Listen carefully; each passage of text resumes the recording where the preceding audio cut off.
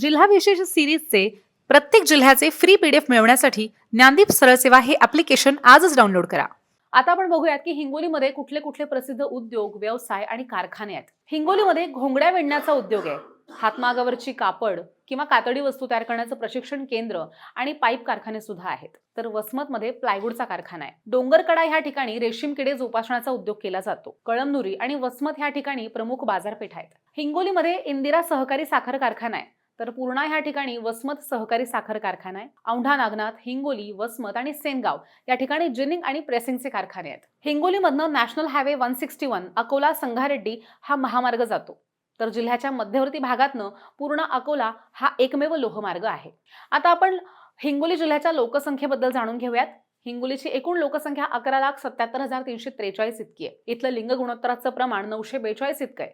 तर बाल लोकसंख्या 1,65,716 इतकी आहे आणि बाल लिंग गुणोत्तर 882 इतकं आहे. साक्षरतेचं प्रमाण 71.04% इतकं आहे. तर लोकसभेची घनता 260 प्रति चौरस किलोमीटर इतकी आहे. लोकसंख्येच्या दशवार्षिक वाढ ही 19.26% इतकी आहे. हिंगोलीत अनुसूचित जातींची लोकसंख्या 1,82,565 तर अनुसूचित जमातींची लोकसंख्या 1,11,954 इतकी आहे. हिंगोलीमध्ये अंध, बंजारा, हटकर आणि पारधी या आदिवासी जमाती वास्तव्य करतात. हिंगोलीमध्ये हिंगोली लोकसभा मतदारसंघ आहे, ज्याचे खासदार नागेश बाबूराव शिंदे पाटील आष्टीकर हे आहेत.